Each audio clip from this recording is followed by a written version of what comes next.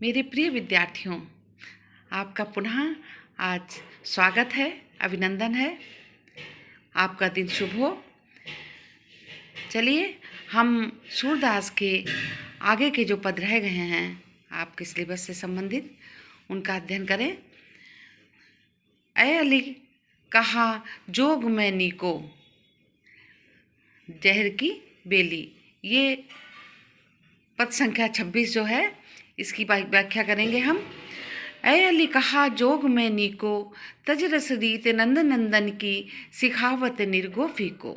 देखत सुनत नाही कुछ श्रवणन, ज्योति ज्योति कर ध्यावत, श्याम सुंदर दयालु कृपा निधि, कैसे हो विश्रावत। सुन रसाल मुरली सुर की धुनि, सोई कौतिक रस भूले, अपनी भुजा गृह पर मेले, गोपिन के सुख फूले।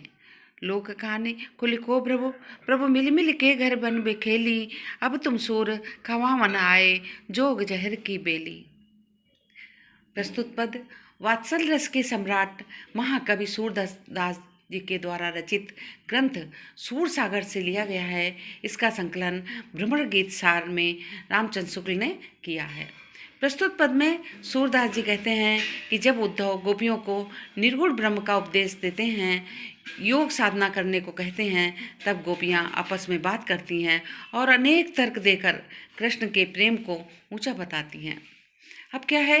हे अली कहा जोग को नीको, ताजे रस रीत नंदन की, सिखवत निर्गुण फीको।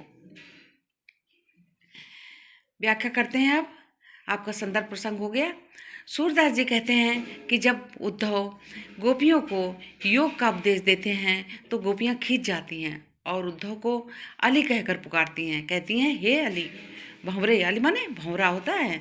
हे अली, तुम्हारे योग में क्या नीको है, क्या अच्छा है। नीको माने अच्छा, क्या अच्छा है। नंद नंदन माने नंद के नंदन माने श्री कृष्ण जी। श्री कृष्ण के से प्रेम करना तो ताजे रस के समान है, क्योंकि जो ताजे फलों का रस होता है क्या हुआ, स्वास्थ्य के लिए लाभदायक होता है। तो कहती हैं कि प्रेम करना जो है फलों के ताजे रस के समान है, लाभकारी है। उसका त्याग कर तुम निर्गुण नीरस निर्गुण ब्रह्म की उपासना करने को कहते हो। हे उद्धव, क्या है? देखत सुनत नहीं कुछ श्रवणन, ज्योति ज्योति कर ध्यावत। हे उद्धव, तुम ऐसे हो, न देखते हो न सुनते हो।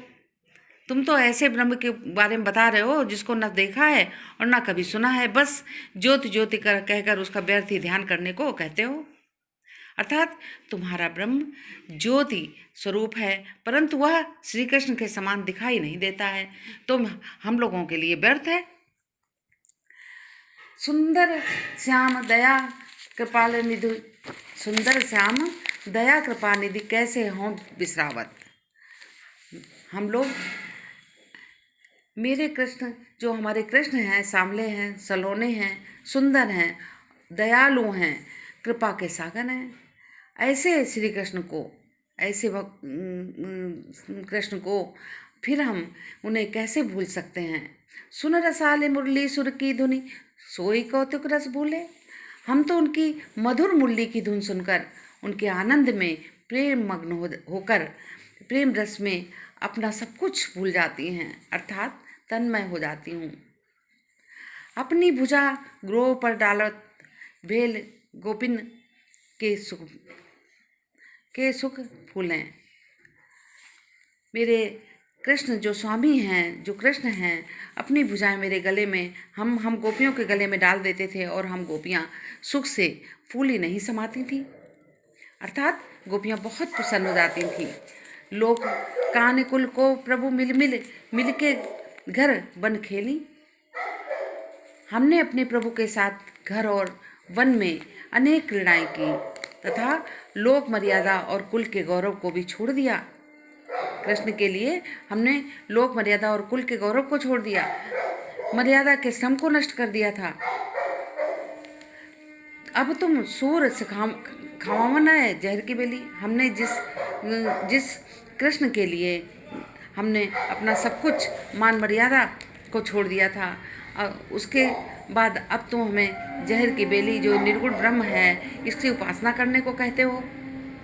सूरदास जी कहते हैं, गोपियाँ उद्धव से कहती हैं, अब तुम हमें योग का संदेश देने के लिए आए हो। ये योग हमारे लिए विष के समान है, विष के समान प्राणघातक है, प्राण लेने वाला है। इसलिए हे उद्धव, तुम यह योग की शिक्षा दे रहे हो, इसको लौटाकर ले जाओ। ये यहाँ हम गोपियों को हृदय जो है इसको सहन नहीं कर पाएगा। अब हम क्या करेंगे? काव्य सौंदर्य आया तो भाषा, ब्रजभाषा, गुण माधुर्य, रस शांत, अलंकार, अनुप्रास और रूपक। प्रस्तुत पंक्तियों में गोपियाँ निर्गुणोपासना का व्यर्थ बताती हैं। प्रस्तुत पंक्तियों में गोपियाँ जो हैं क्या कहती हैं? निर्गुण उपासना के लिए कहते हैं उद्धव, उसको व्यर्थ बताया उन्होंने। ये आपका हुआ इस पद की व्याख्या। अब अगली व्याख्या जो है आपकी है,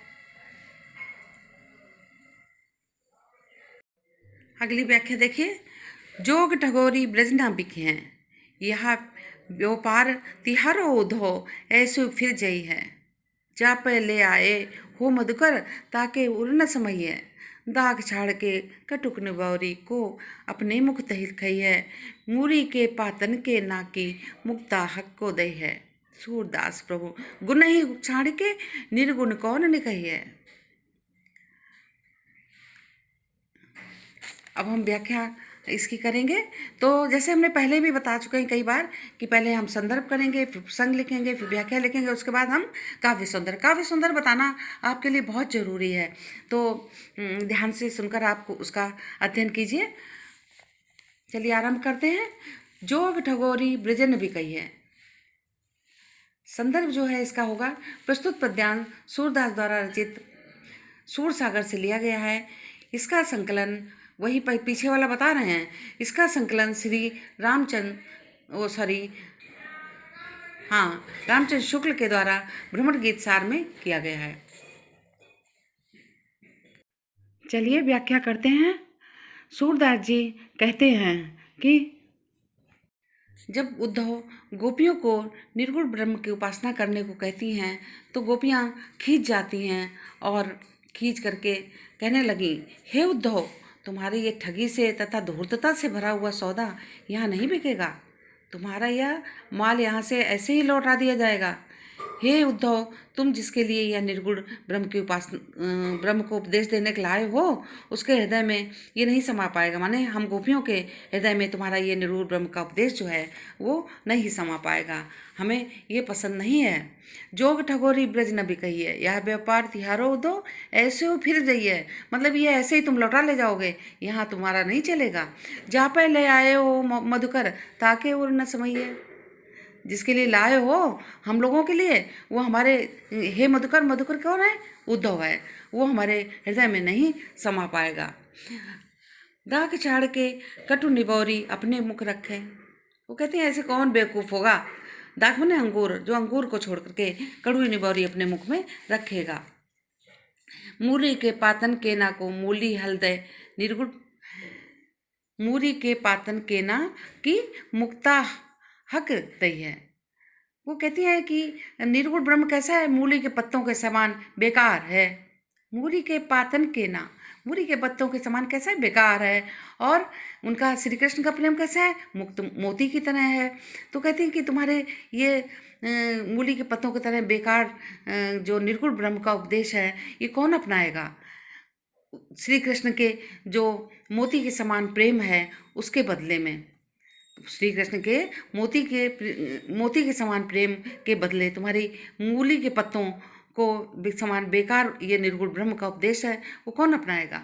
सूरदास प्रभु गुण ही छाड़ के निर्गुण कौन निभाई है। सूरदास जी कहते हैं कि उद्धव से गोपियाँ कह रही हैं कि क्या कहती हैं?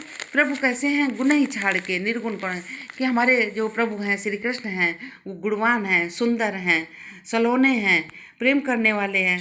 उनको छोड़ करके तुम्हारा निर्गुण निराकार ब्रह्म जो दिखाई नहीं देता है, गुणों से हीन है, उसकी आराधना, उस ब्रह्म की आराधना कौन करेगा, कौन अपनाएगा? अब हम काव्य सौंदर्य करेंगे। काव्य सौंदर्य में क्या होगा? इसमें अलंकार, रूपक अलंकार होगा और अनुप्रास होगा।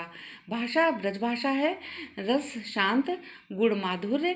प्रस्तुत पद्यांश में गोपियाँ उद्धव से व्यंग कर रही हैं, और रस आप इसमें शांत रस ना करके आप वियोग श्रृंगार कर सकते हैं। वियोग श्रृंगार, शांत रस करके ना वियोग श्रृंगार करिए, क्योंकि गोभी आप वियोग की बात कर रही हैं तो वियोग श्रृंगार हुआ। अब ये आपका जो पद संख्या 24 जो आपके कोर्स में है ये पूरी हुई।